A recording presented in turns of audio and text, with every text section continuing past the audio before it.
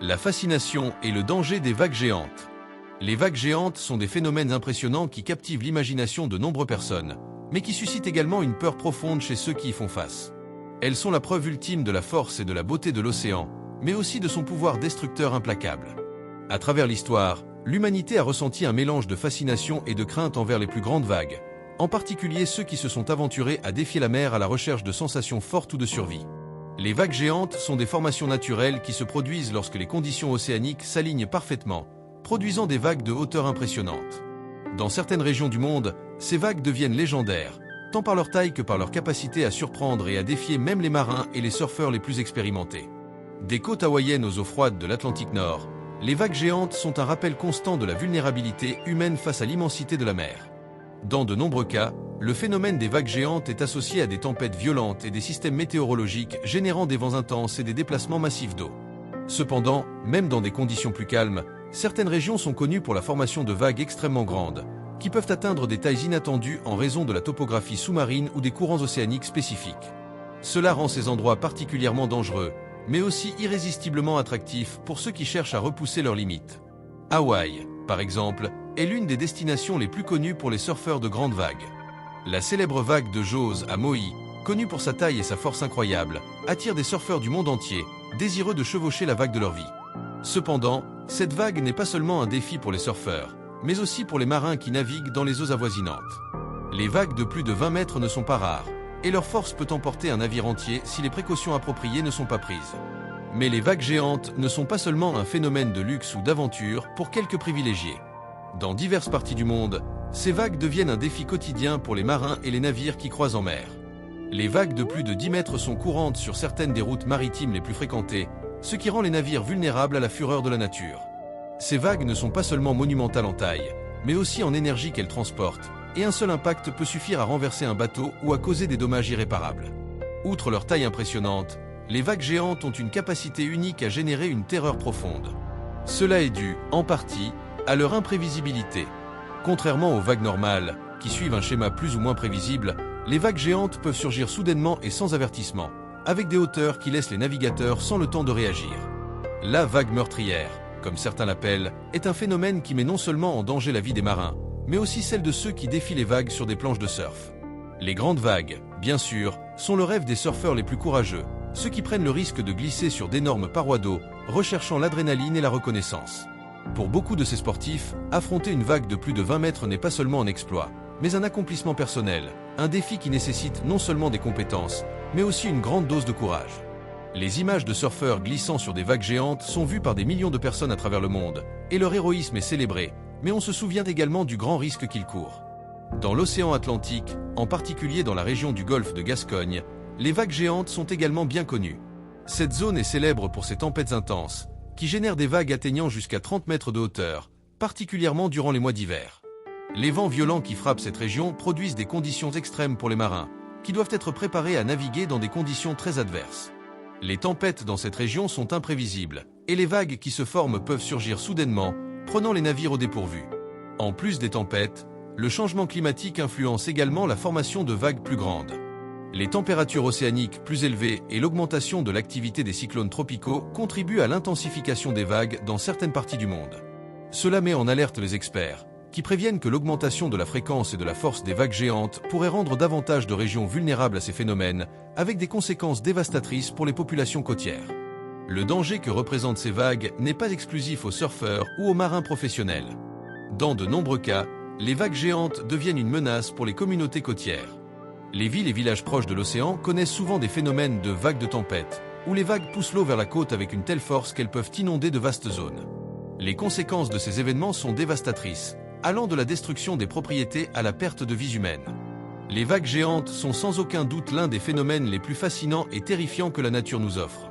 Leur pouvoir et leur beauté sont indéniables, mais elles nous rappellent aussi à quel point nous sommes petits et vulnérables face à l'immensité de l'océan. Les vagues géantes continuent d'être un symbole d'aventure, de défi et surtout de la force immense de la nature. Les cauchemars de Nazaré. Nazaré, une petite ville côtière située dans la région centrale du Portugal, est connue dans le monde entier pour un phénomène naturel qui attire à la fois les surfeurs et les scientifiques, ces vagues géantes. Au cours de la dernière décennie, Nazaré a gagné en notoriété en tant que foyer de certaines des plus grandes vagues jamais enregistrées, devenant ainsi une destination de pèlerinage pour ceux qui cherchent à défier les forces de l'océan. Mais ce qui se cache derrière ce spectacle de vagues colossales n'est pas seulement une beauté visuelle, mais une histoire de nature sauvage et parfois effrayante. L'histoire de Nazaré, en tant que lieu connu pour ses vagues géantes, commence avec la découverte d'un phénomène sous-marin unique. La ville se trouve près d'un canyon sous-marin profond, connu sous le nom de canyon de Nazaré, qui s'étend le long de la côte atlantique. Ce canyon est responsable de la formation de vagues de grande hauteur, car il canalise les courants océaniques et les amplifie lorsque les conditions sont favorables. La forme et la profondeur de ce canyon font que les vagues qui arrivent sur la côte de Nazaré ne sont pas seulement grandes, mais aussi extrêmement puissantes et dangereuses. Le canyon de Nazaré est l'un des facteurs qui rend les vagues de cette région si uniques. À mesure que les vagues se rapprochent de la côte, le canyon les pousse vers le haut, créant des vagues qui peuvent facilement dépasser les 20 mètres de hauteur. Les vagues de Nazaré ont atteint des records impressionnants, étant l'une des plus grandes vagues jamais enregistrées dans l'histoire du surf. En 2011, le surfeur hawaïen Garrett McNamara a atteint la célébrité mondiale lorsqu'il a surfé une vague de 23,7 mètres, un exploit qui lui a permis d'établir un nouveau record mondial. Cependant, cette vague n'est qu'une des nombreuses qui ont été observées à Nazaré, où les vagues de plus de 20 mètres sont de plus en plus fréquentes. Pour les surfeurs, Nazaré est un lieu rempli de promesses et de défis. Le simple fait d'être dans l'eau, face à ces vagues monstrueuses, est un exploit en soi. Les vagues à Nazaré ne sont pas seulement énormes, mais aussi extrêmement imprévisibles. Elles peuvent apparaître de nulle part, surgissant des profondeurs de l'océan avec une rapidité surprenante, ce qui met à l'épreuve les compétences et le courage des surfeurs. De plus, la forme des vagues, qui se brisent souvent violemment en haut, signifie que les surfeurs doivent être parfaitement synchronisés avec le rythme de l'océan pour éviter d'être emportés par le courant. Cependant, Nazaré n'est pas seulement connu pour ses vagues défiantes, mais aussi pour les surfeurs courageux qui ont pris le risque de les affronter. Au fil des ans, plusieurs surfeurs ont accompli des exploits impressionnants sur les vagues de Nazaré. Rodrigo Costa, un surfeur portugais, est devenu l'un des premiers à surfer des vagues de plus de 20 mètres à Nazaré, un jalon qui a inspiré beaucoup d'autres à suivre ses pas. La communauté des surfeurs à Nazaré est petite mais passionnée, et chaque hiver, les vagues géantes attirent des surfeurs du monde entier, des débutants aux plus expérimentés, tous cherchant à dominer l'une des vagues les plus légendaires de la planète. Malgré la beauté et l'excitation que ces vagues apportent, Nazaré est aussi un lieu dangereux. Les vagues de plus de 20 mètres ne représentent pas seulement un défi pour les surfeurs, mais aussi pour les marins et les pêcheurs locaux. Les tempêtes soudaines et les vagues géantes peuvent arriver sans avertissement, mettant en danger les navires qui naviguent près de la côte. Au fil des années, il y a eu plusieurs incidents où des navires ont été pris au dépourvu par la taille et la force des vagues dans la région, certains ayant des résultats tragiques. La puissance des vagues de Nazaré a fasciné les scientifiques du monde entier, qui ont étudié le canyon de Nazaré et ses effets sur l'océan. Le phénomène a suscité un intérêt croissant pour la science de l'océan et la dynamique des vagues, et chaque année, davantage de recherches sont menées pour comprendre comment et pourquoi des vagues aussi grandes se forment dans cette région. Certains scientifiques suggèrent que le changement climatique pourrait influencer l'intensification des vagues à Nazaré, car l'augmentation de la température de l'océan pourrait rendre les vagues encore plus grandes et dangereuses à l'avenir. Cependant, il reste encore beaucoup à apprendre sur ce phénomène et ses implications pour l'avenir des communautés côtières. La fascination pour les vagues géantes de Nazaré ne se limite pas aux surfeurs et aux scientifiques. Elle a également attiré des photographes, des cinéastes et des touristes du monde entier, qui sont attirés par la majesté de l'océan et le spectacle des vagues. La ville de Nazaré est devenue une destination touristique populaire, surtout pendant les mois d'hiver, lorsque les plus grandes vagues sont à leur apogée. Cependant, cet afflux de touristes a également généré quelques problèmes pour la ville, car l'infrastructure locale n'est pas toujours préparée à accueillir de grandes quantités de visiteurs cherchant à voir les vagues géantes en personne. Malgré les défis et les dangers inhérents aux vagues de Nazaré, la ville reste un lieu d'admiration et de respect pour tous ceux qui osent affronter la furie de l'océan. La beauté des vagues, combinée à leur pouvoir destructeur, fait de Nazaré un lieu unique au monde, où la nature se montre dans sa forme la plus pure et la plus défiante. Les vagues géantes de Nazaré continuent d'être un symbole de la force incroyable de la nature et de la résilience humaine. Un rappel que la mer, aussi belle soit-elle, doit toujours être respectée. Le tsunami de 2011 au Japon. Le 11 mars 2011, le Japon a vécu l'un des désastres naturels les plus dévastateurs de son histoire. Un tremblement de terre de magnitude 9,0 a secoué la région nord-est du pays, générant un tsunami qui a tout emporté sur son passage. Ce phénomène naturel a non seulement montré la force imparable de la nature, mais aussi les vulnérabilités des communautés côtières et la capacité des êtres humains à résister et à survivre à des situations extrêmes. Le tremblement de terre, connu sous le nom de Grand tremblement de terre de l'Est du Japon, a eu son épicentre dans l'océan Pacifique, à environ 130 km de la côte de Honshu, l'île principale du Japon. Il a été l'un des tremblements de terre les plus puissants enregistrés dans l'histoire du Japon, libérant une énergie équivalente à 32 000 bombes atomiques comme celle d'Hiroshima. La magnitude du tremblement de terre et sa proximité de la côte ont provoqué une série de tsunamis qui ont atteint les côtes japonaises en quelques minutes, avec des vagues atteignant jusqu'à 40 mètres de hauteur dans certaines zones. Le tsunami a été sans aucun doute la partie la plus dévastatrice du désastre. À mesure que les vagues géantes se déplaçaient le long de la côte, les villes et villages côtiers ont été emportés par la force de l'eau. Les images de bâtiments, routes et véhicules emportés par la mer ont laissé une marque indélébile dans la mémoire collective. Les vagues, voyageant à une vitesse pouvant atteindre 800 km/h dans l'océan ouvert, sont arrivées sur la côte en quelques minutes, ne laissant à de nombreuses personnes aucun temps pour s'échapper ou se préparer. L'un des aspects les plus surprenants de ce tsunami a été la rapidité avec laquelle les vagues ont atteint les terres. Malgré les avertissements émis par les autorités, de nombreuses personnes n'ont pas pu s'échapper à temps. Les vagues sont arrivées sans préavis, et en quelques secondes, la vie de milliers de personnes a changé à jamais. Les images de personnes emportées par l'eau et de bâtiments entiers disparaissant sous la force de la mer témoignent de la férocité avec laquelle la nature peut agir dans sa forme la plus destructrice. Tout au long de la côte nord-est du Japon, les vagues du tsunami ont détruit des villes entières, laissant un sillage de désolation. Dans des villes comme Sendai, Minamisoma et Rikuzen-Takata, le tsunami a emporté maisons, usines, écoles et hôpitaux. Les eaux ont également inondé de vastes zones de terre, laissant de nombreuses personnes coincées dans des zones difficiles d'accès. L'infrastructure des transports a été sévèrement affectée, et des milliers de personnes sont restées piégées sans pouvoir communiquer avec le reste du pays. L'un des lieux les plus touchés par le tsunami a été la région de Fukushima, où se trouve la célèbre centrale nucléaire de Fukushima Daiichi. Le tsunami a détruit les systèmes de refroidissement des réacteurs nucléaires, ce qui a provoqué une série de défaillances dans le système de sécurité et la fuite de matériaux radioactifs. Cette catastrophe nucléaire, qui s'est ajoutée à la dévastation du tsunami, a eu des conséquences à long terme pour la population et l'environnement de la région, déplaçant des milliers de personnes et laissant une empreinte dans l'histoire du Japon qui perdure encore aujourd'hui. L'ampleur de la destruction provoquée par le tsunami a été écrasante, mais elle a aussi montré la capacité incroyable des Japonais à faire face à la tragédie. Malgré la dévastation, les communautés touchées ont commencé à reconstruire leur vie avec une détermination admirable. Les efforts de secours et de récupération ont été immédiats, avec des milliers de bénévoles, militaires et équipes de secours travaillant sans relâche pour sauver les personnes piégées et apporter de l'aide aux zones les plus touchées. Le gouvernement japonais a également pris des mesures rapides pour fournir un abri, de la nourriture et des soins médicaux aux survivants, tandis que les organisations internationales ont envoyé de l'aide humanitaire. L'impact du tsunami n'a pas seulement été physique, mais aussi émotionnel. Des milliers de personnes ont perdu leurs proches, et beaucoup d'autres se sont retrouvés sans abri ou déplacés. Les histoires de survie et de perte se sont entremêlées dans un récit collectif de résistance. Les familles qui ont survécu à la catastrophe ont dû faire face à la dure réalité de reconstruire leur vie, tandis que tout le pays luttait pour retrouver la normalité. Malgré l'ampleur de la tragédie, les Japonais ont fait preuve d'une force inébranlable, d'un esprit d'unité et d'un profond respect pour la vie. Le tsunami de 2011 a également laissé des leçons importantes sur la préparation aux catastrophes naturelles. Le Japon, étant l'un des pays les plus avancés en termes de technologie et de prévention des catastrophes, avait déjà des systèmes d'alerte précoce en place. Cependant, l'ampleur de cette catastrophe a montré que même les meilleurs systèmes de prévention ne peuvent pas éviter la dévastation lorsqu'un événement naturel atteint des proportions aussi extrêmes. Le pays, ainsi que des organisations internationales, a continué de développer et d'améliorer ses stratégies pour atténuer les effets des futurs tsunamis et tremblements de terre, en mettant l'accent sur la résilience et la préparation de la population. L'héritage du tsunami de 2011 se reflète également dans le changement de perception publique de la sécurité nucléaire. La catastrophe de Fukushima a déclenché un débat mondial sur l'énergie nucléaire et sa sécurité, incitant de nombreux pays à reconsidérer leur dépendance à cette source d'énergie. Le Japon, en particulier, a adopté de nouvelles politiques énergétiques et a commencé à privilégier les sources d'énergie renouvelables, dans un effort pour réduire les risques associés à l'énergie nucléaire et protéger les générations futures. Le tsunami de 2011 au Japon reste une tragédie qui marquera l'histoire de l'humanité. Cependant, c'est aussi une histoire d'espoir, de résilience et de dépassement de soi.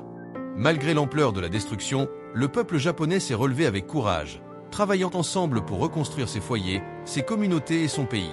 La mémoire de ceux qui ont perdu la vie dans cette catastrophe reste vivante dans le cœur du Japon et dans la conscience mondiale, nous rappelant la fragilité de la vie et la force imparable de la nature. Golfe de Gascogne et les vagues meurtrières. Le golfe de Gascogne, situé entre la côte sud-ouest de la France et la côte nord de l'Espagne, est connu pour ses conditions maritimes extrêmes. Cette région de l'océan Atlantique est redoutée par les marins, qui affrontent les vagues les plus grandes et les plus dangereuses d'Europe. Le golfe est une zone de turbulence constante, où les vagues se forment rapidement, propulsés par de forts vents et des courants marins. Ces vagues peuvent être tellement violentes qu'elles défient non seulement les plus petits navires, mais aussi les plus grands, y compris d'énormes porte-containers et pétroliers. Le climat du golfe de Gascogne est extrêmement imprévisible. Les tempêtes se forment rapidement, et des vents de jusqu'à 120 km/h ne sont pas rares, ce qui peut transformer une journée en mer en une lutte pour la survie. Les vents proviennent de l'ouest et du nord, poussant les vagues vers la côte avec une telle force qu'elles peuvent causer d'énormes dégâts à toute embarcation se trouvant sur leur passage. Les vagues peuvent atteindre des hauteurs allant jusqu'à 20 mètres, ce qui en fait certaines des plus grandes et des plus destructrices d'Europe. L'un des cas les plus notables dans l'histoire de cette région est celui d'un accident survenu en 2009, lorsqu'un énorme porte-conteneur, le Coral Rosa, a été pris dans une tempête du golfe de Gascogne. Le navire, un géant de plus de 200 mètres de long, s'est retrouvé face à des vagues dépassant les 15 mètres de hauteur, provoquant un chaos total à bord. L'équipage a lutté pour maintenir le contrôle du navire, tandis que les vagues le frappaient violemment, menaçant de le renverser à tout moment.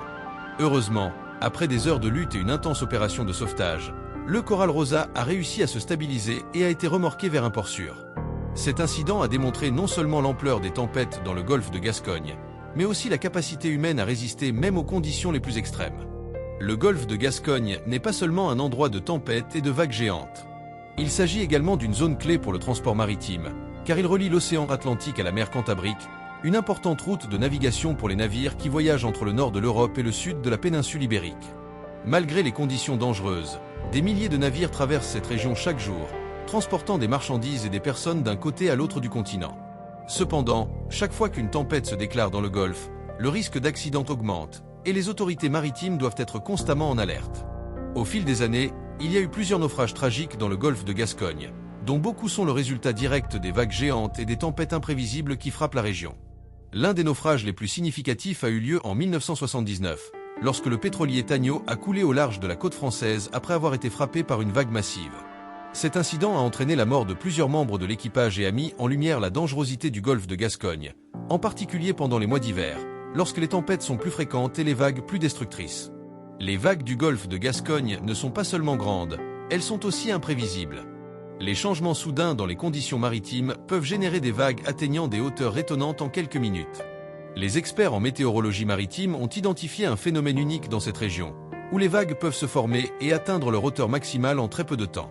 Cela rend extrêmement difficile la prévision précise du comportement des vagues dans le golfe, mettant en péril la sécurité des navires qui naviguent dans ces eaux. Malgré les progrès technologiques dans la prévision du climat et des vagues, le golfe de Gascogne reste un lieu dangereux pour les navigateurs. Les plus grands navires, comme les porte-conteneurs et les pétroliers, sont conçus pour résister aux vagues les plus grandes, mais même eux ne sont pas à l'abri des effets des tempêtes du golfe. Les vagues peuvent renverser un navire ou l'endommager gravement, surtout si elles se présentent de manière inattendue.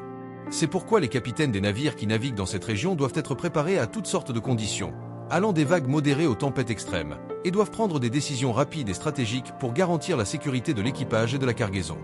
La technologie moderne a amélioré la capacité des navires à résister aux conditions extrêmes du golfe de Gascogne, mais elle a également permis aux scientifiques et aux météorologues d'étudier plus en détail les tempêtes et les vagues dans cette région. Les satellites, les radars et les bouées océanographiques permettent de recueillir des données en temps réel sur les conditions maritimes, ce qui aide à prévoir avec plus de précision le comportement des vagues. Cependant, malgré ces avancées, le golfe de Gascogne reste un défi constant pour les navigateurs, et les vagues meurtrières de la région continuent de représenter une menace latente pour tout navire qui s'aventure dans ces eaux.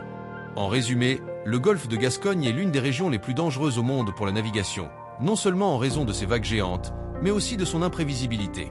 Les tempêtes et les vagues peuvent changer soudainement, mettant en danger toute embarcation qui navigue dans ces eaux.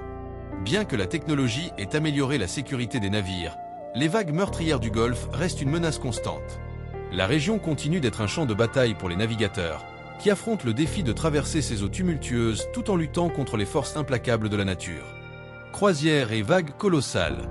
Les croisières, connues pour être synonymes de luxe, de confort et de vacances en mer, font face à des défis inattendus lorsque les vagues géantes se croisent sur leur chemin. Bien que ces énormes navires soient conçus pour offrir aux passagers une expérience agréable, les conditions météorologiques extrêmes peuvent transformer ce qui devrait être une paisible promenade en mer en un véritable cauchemar. Les vagues colossales ne font pas de distinction entre les navires commerciaux et de luxe, et souvent la nature prouve que, même les plus grands et les mieux équipés, ne sont pas complètement à l'abri de leur force. Les croisières sont pensées pour naviguer dans des eaux relativement calmes, le long de routes maritimes connues pour leur tranquillité et leur beauté. Cependant, les océans sont imprévisibles, et la mer peut changer soudainement, provoquant des situations extrêmes. Les tempêtes et les vagues géantes peuvent frapper un navire avec une violence terrifiante. Bien que les concepteurs de ces navires prennent en compte les urgences possibles, les vagues de grande hauteur peuvent être si puissantes qu'elles défient les capacités des ingénieurs et l'habileté de l'équipage. Cela devient un problème encore plus grave lorsque les croisières se trouvent en mer ouverte, loin de tout port sûr. Un incident qui a attiré l'attention mondiale s'est produit en mars 2019, lorsque le MS Viking Sky, un navire de croisière naviguant le long des côtes de Norvège, s'est retrouvé pris dans une tempête violente.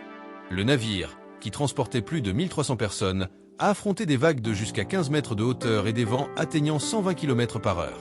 La tempête fut si intense que le navire perdit sa puissance et se retrouva à la dérive, incapable de manœuvrer, tandis que les énormes vagues le frappaient constamment. L'équipage, avec l'aide des autorités de secours, a lutté pour empêcher le navire de couler, tandis que les passagers vivaient un véritable chaos à bord. Finalement, après une opération de sauvetage impliquant des hélicoptères, le Viking Sky a été remorqué au port, mais pas sans laisser un souvenir impérissable de la vulnérabilité de ces énormes navires face aux forces de la nature. Cet incident n'a été qu'un parmi de nombreux exemples qui ont démontré la vulnérabilité des croisières face aux vagues colossales. En 2008, le Pacific Sun, un navire de croisière naviguant dans le Pacifique, s'est retrouvé dans une situation similaire. Le navire a été surpris par une série de vagues géantes qui ont dépassé les 10 mètres de hauteur. Bien que le navire était équipé de technologies avancées pour supporter des conditions adverses, les vagues étaient si intenses qu'elles ont causé des dommages importants à la structure du navire et provoqué des blessures chez plusieurs passagers.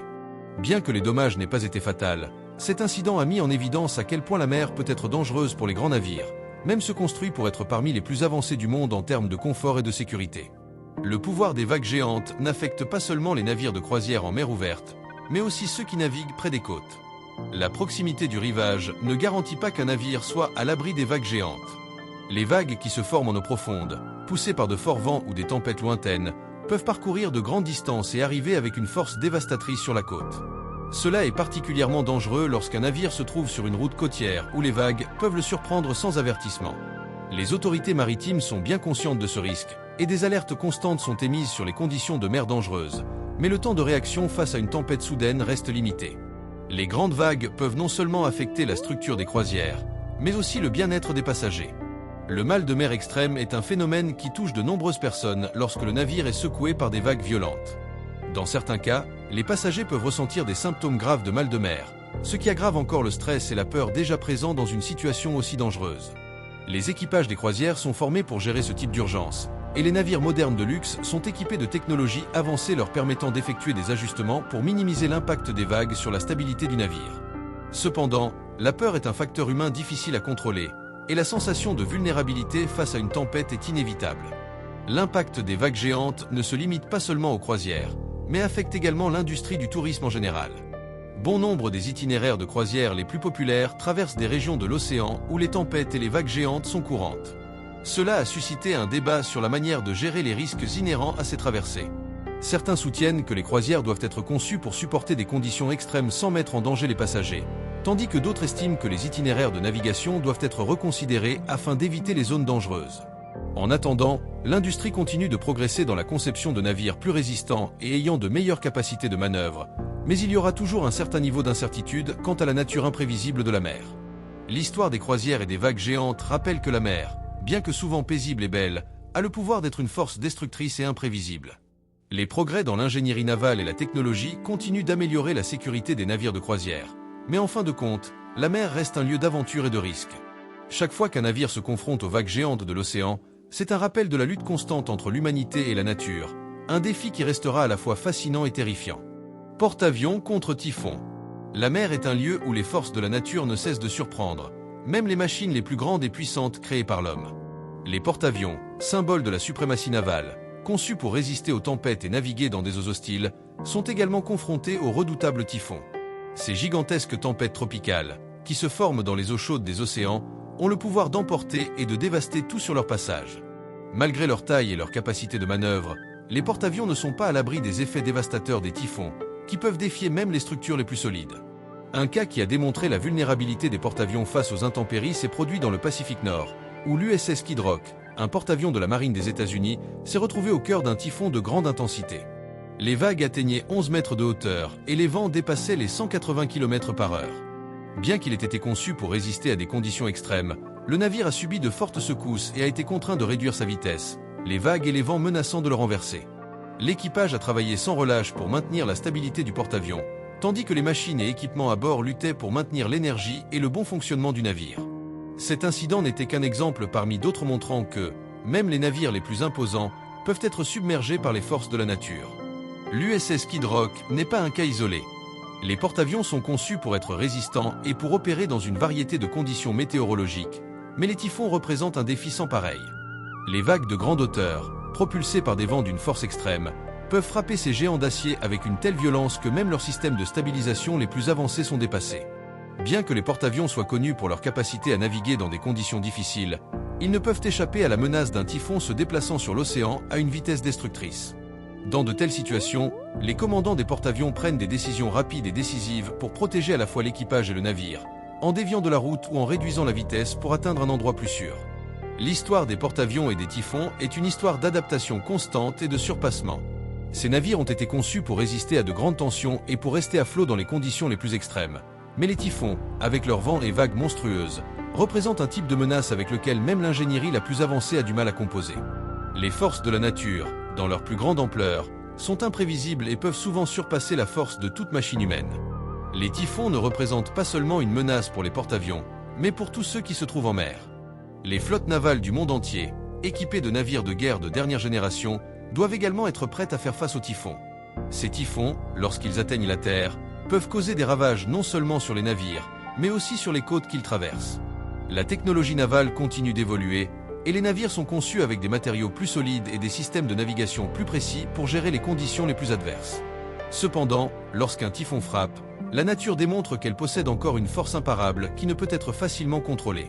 Les experts navals affirment que, malgré leur taille et leur puissance, les porte-avions sont vulnérables aux phénomènes climatiques extrêmes. Le défi est encore plus grand lorsque les porte-avions sont en pleine mission, ce qui nécessite des manœuvres rapides et précises dans des environnements incertains. Les tempêtes soudaines et les typhons imprévus peuvent faire perdre temporairement le contrôle d'un porte-avions, mettant en danger à la fois le navire et l'équipage. C'est pourquoi les entraînements et les simulations effectuées par la marine sont essentiels pour garantir que les officiers et l'équipage soient prêts à agir de manière rapide et efficace face à toute éventualité, minimisant les risques et assurant la sécurité de tous à bord. Dans les situations de typhons violents, les porte-avions ne doivent pas seulement faire face aux vents et aux vagues géantes, mais aussi aux conditions qui peuvent rendre les opérations à bord beaucoup plus complexes. Les aéronefs qu'ils transportent, souvent les éléments les plus précieux du navire, doivent également être maintenus en conditions optimales, ce qui nécessite un effort supplémentaire de l'équipage pour s'assurer qu'ils ne subissent pas de dommages pendant les tempêtes. L'espace à bord des porte-avions est limité, et les manœuvres pendant une tempête peuvent être extrêmement difficiles, car les structures du navire bougent et tremblent avec les vagues, ce qui peut mettre en danger à la fois les aéronefs, les systèmes d'armement et les personnes. Bien que les porte-avions soient conçus pour être résistants et robustes, les forces de la nature restent un défi inébranlable. Chaque fois qu'un porte-avions fait face à un typhon, les marins à bord affrontent non seulement une bataille contre le vent et la mer, mais aussi la lutte constante pour maintenir le contrôle et la sécurité. L'histoire de ces navires et de leur affrontement avec les typhons reste un témoignage de la force imparable de l'océan et de la lutte continue entre l'ingénierie humaine et les forces de la nature. Tempête en Afrique de l'Ouest. Sur les côtes de l'Afrique de l'Ouest, l'océan Atlantique ne fait preuve d'aucune miséricorde. Les eaux qui baignent cette région, célèbre pour sa beauté tropicale et sa vie marine, cachent également l'un des environnements les plus dangereux pour les marins.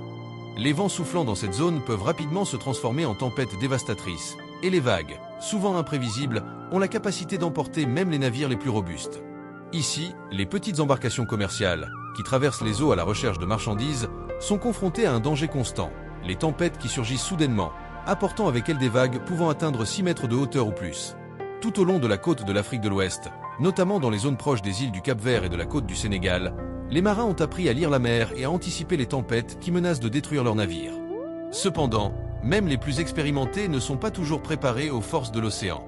En quelques minutes, la mer peut se transformer d'une surface relativement calme en un chaos indomptable.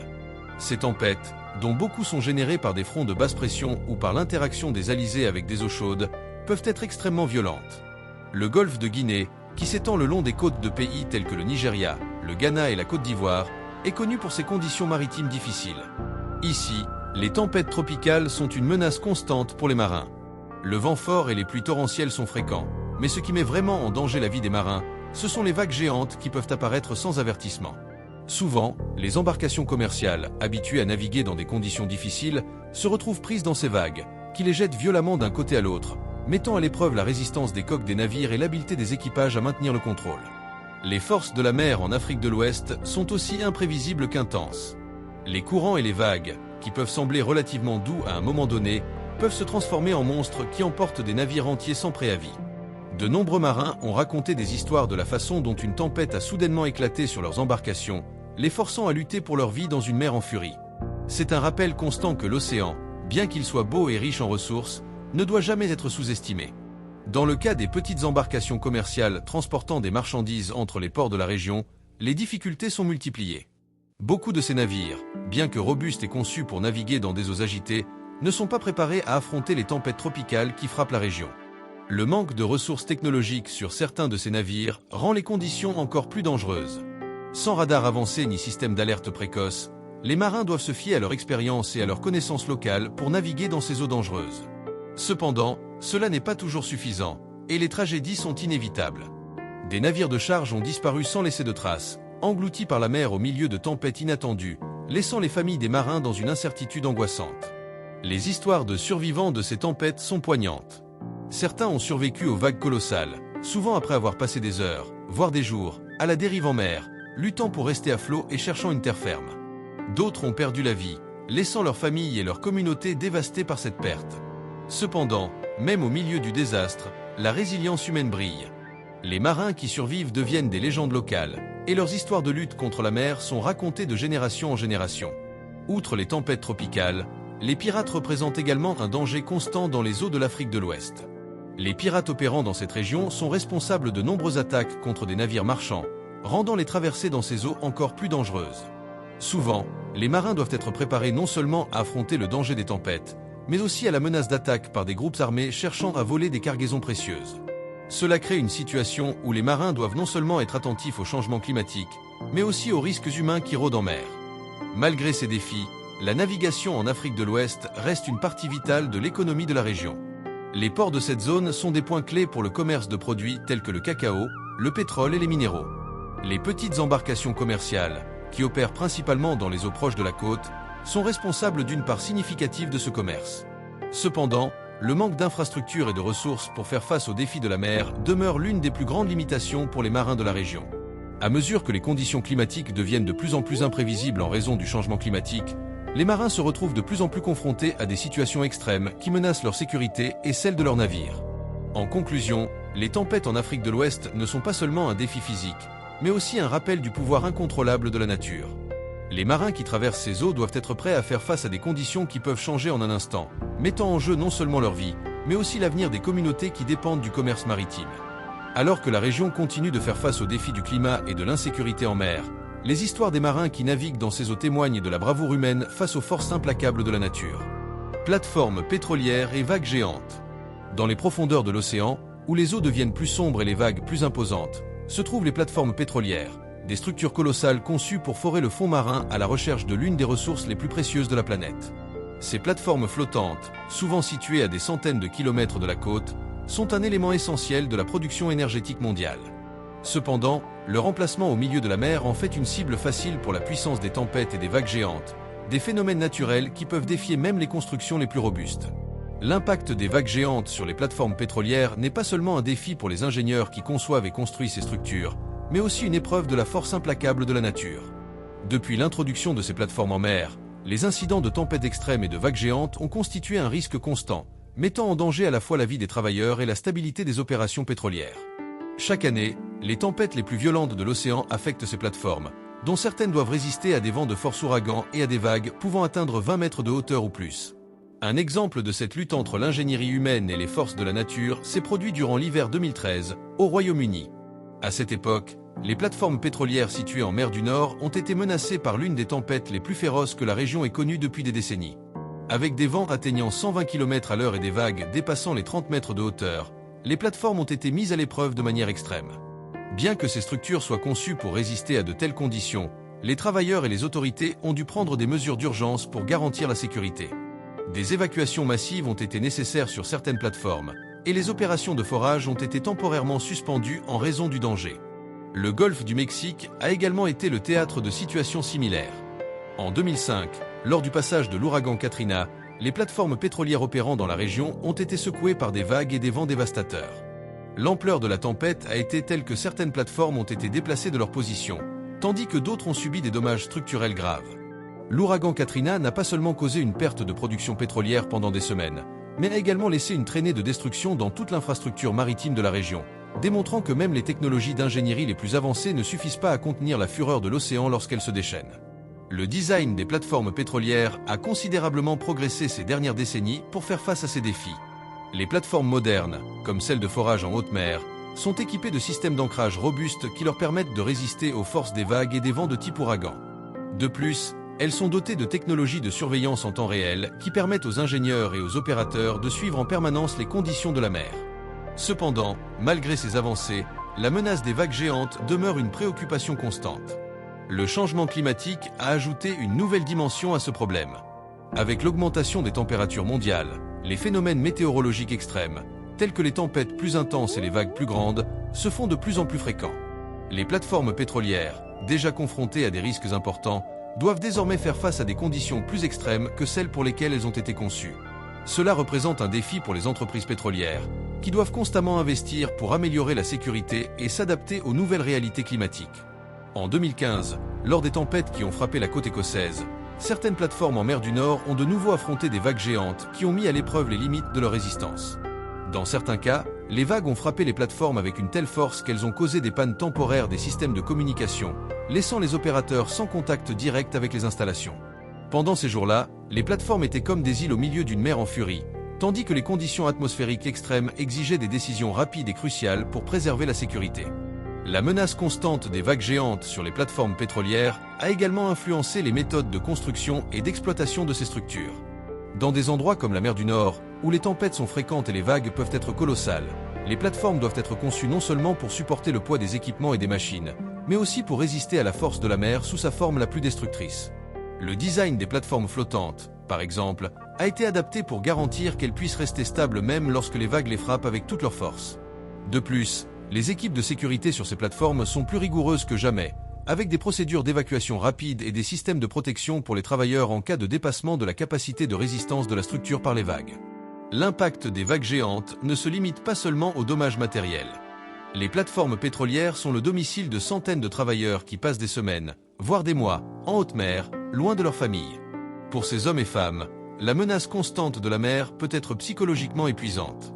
Les histoires de travailleurs qui ont été témoins de vagues monstrueuses frappant les plateformes avec une force terrifiante sont courantes dans l'industrie. Dans certains cas, les tempêtes les plus sévères ont laissé les travailleurs coincés pendant des jours, incapables de retourner sur la terre ferme avant que les conditions ne s'améliorent. Ces expériences, bien qu'elles mettent à l'épreuve le courage des travailleurs, montrent également la résilience de l'esprit humain face à l'adversité. À mesure que les plateformes pétrolières restent un élément clé de la production d'énergie mondiale, il est essentiel que l'industrie continue d'investir dans des recherches pour aider à atténuer les risques associés aux vagues géantes. Avec le changement climatique et l'intensification des tempêtes, l'avenir des plateformes pétrolières dépendra de la capacité de l'ingénierie à s'adapter aux forces de la mer. L'histoire de ces plateformes est, à bien des égards, une histoire de résistance humaine face aux forces implacables de la nature. Un rappel que, aussi avancée que soit la technologie, il existera toujours le pouvoir indomptable de l'océan, attendant d'être déchaîné. La mer du Nord et ses vagues mortelles. Entre le Royaume-Uni et la Norvège s'étend l'une des mers les plus dangereuses de la planète, un endroit où les vagues atteignent des hauteurs terrifiantes et les tempêtes frappent sans pitié. La mer du Nord, connue pour son climat imprévisible et ses conditions extrêmes, est un champ de bataille constant pour les navigateurs, qu'ils soient pêcheurs ou marins de grands navires commerciaux. Dans cette mer, les vagues peuvent dépasser les 30 mètres, et les tempêtes peuvent surgir de manière inattendue, défiant même les plus grands navires et les équipages les plus expérimentés. La mer du Nord acquit sa réputation de lieu redouté en raison de la brutalité de ses vagues. Dans ces eaux froides et tumultueuses, les tempêtes peuvent se développer rapidement, avec des vents dépassant les 100 km/h et des vagues qui semblent gigantesques, comme si la nature elle-même déchaînait sa fureur sans préavis. Pour les marins qui naviguent dans cette région, chaque jour est une épreuve de résistance et de courage. Les vagues, se levant comme des murs imposants d'eau, peuvent être mortelles pour les navires qui ne sont pas préparés à les affronter. Les forts vents et les eaux tumultueuses sont une menace constante, et la mer devient un endroit dangereux pour ceux qui osent la défier. L'un des plus grands dangers de la mer du Nord est la combinaison de tempêtes soudaines et de vagues monstrueuses. Les courants marins et les vents extrêmes provoquent un climat imprévisible, où le soleil peut briller un instant et en quelques minutes, une tempête massive peut frapper sans préavis. Ces tempêtes, alimentées par le système météorologique de la région, sont capables de générer des vagues géantes qui peuvent détruire des navires et des plateformes pétrolières, laissant une traînée de destruction sur leur passage. Les vagues les plus grandes, souvent supérieures à 20 mètres, peuvent être si puissantes qu'elles submergent les navires en quelques minutes, sans laisser le temps à l'équipage de réagir. En 1990, un incident tragique a mis en lumière les risques auxquels sont confrontées les personnes naviguant dans ces eaux. Lors d'une tempête particulièrement féroce, un navire cargo, le MV Derbyshire, a coulé dans la mer du Nord après avoir été frappé par des vagues géantes. La tragédie, qui a entraîné la mort de tous les membres de l'équipage, a rappelé à quel point cette mer peut être imprévisible et mortelle. Bien que le MV Derbyshire ait été conçu pour résister aux conditions les plus extrêmes, la magnitude de la tempête et la force des vagues étaient trop puissantes pour le navire. Cette catastrophe, qui est devenue un jalon dans l'histoire navale, a mis en évidence la vulnérabilité des navires face aux vagues de la mer du Nord et la nécessité de prendre des mesures plus strictes pour garantir la sécurité dans cette région dangereuse. La région est également célèbre pour abriter de nombreuses plateformes pétrolières, qui opèrent dans des conditions extrêmes tout au long de la mer du Nord. Ces plateformes sont conçues pour résister aux intempéries, mais elles sont néanmoins menacées par les vagues géantes qui frappent sans pitié. La combinaison de vents de force ouragan, de pluies torrentielles et de vagues de grande hauteur rend les plateformes vulnérables, malgré les avancées en ingénierie. En 1988, la plateforme Piper Alpha, située en mer du Nord, a été le théâtre d'une tragédie lorsqu'une explosion massive a coûté la vie à 167 personnes. Bien que l'explosion n'ait pas été directement causée par les vagues, les conditions extrêmes de la mer ont joué un rôle dans l'ampleur de la catastrophe. L'incident a mis en lumière les difficultés rencontrées par les plateformes dans cette région et la nécessité de constamment améliorer les mesures de sécurité. La mer du Nord a également été le théâtre de nombreux sauvetages héroïques, réalisés par les forces navales et les équipes de sauvetage qui affrontent la mer déchaînée pour sauver des vies. Les hélicoptères de sauvetage, souvent appelés pour évacuer des plateformes pétrolières ou des navires en détresse, doivent manœuvrer dans des conditions extrêmement difficiles. Les vagues géantes, les courants imprévisibles et les vents forts rendent les missions de sauvetage dangereuses. Cependant, malgré ces défis, les équipes de sauvetage ont prouvé à maintes reprises qu'avec courage et habileté, elles pouvaient sauver des vies même dans les circonstances les plus extrêmes. Le risque des vagues géantes et des tempêtes violentes dans la mer du Nord a également conduit à des progrès dans la technologie de navigation et de sécurité. Les navires et les plateformes pétrolières d'aujourd'hui sont équipés des systèmes les plus avancés de surveillance et de contrôle, permettant aux opérateurs d'anticiper le climat et de prendre des mesures préventives avant que les vagues géantes n'arrivent. Les systèmes d'alerte précoce, qui utilisent des radars et des satellites pour détecter les tempêtes en formation, ont considérablement amélioré la capacité des navires et des plateformes à faire face aux dangers. Cependant, malgré ces technologies, la mer du Nord reste un endroit où la nature conserve une puissance implacable, et la sécurité de ceux qui naviguent dans ces eaux n'est jamais garantie. Dans ce contexte, les vagues géantes de la mer du Nord ne représentent pas seulement un danger physique, mais aussi un rappel constant de la relation tendue entre les êtres humains et l'océan. Bien que les avancées technologiques aient permis aux humains de conquérir de nombreuses menaces de la mer, le pouvoir indomptable des vagues reste un défi constant. Les histoires de marins courageux, de plateformes pétrolières en danger et de sauvetage héroïque ne sont qu'une petite partie du récit de cette mer dangereuse. Et tandis que le changement climatique continue de modifier les modèles météorologiques et d'intensifier les tempêtes, la mer du Nord continuera probablement d'être un endroit où les vagues géantes représentent une menace constante pour ceux qui osent affronter ces eaux traîtresses. Tempête Nemo et ses impacts sur l'Atlantique. En février 2013, l'océan Atlantique a été témoin de l'une des tempêtes les plus féroces jamais enregistrées ces dernières années, la tempête Nemo. Ce phénomène météorologique, qui a acquis une grande notoriété, a frappé une vaste zone allant du nord-est des États-Unis aux côtes de l'Europe, laissant dans son sillage destruction, chaos et vagues gigantesques qui ont mis à l'épreuve la résistance des navires et la capacité de réponse des autorités de secours.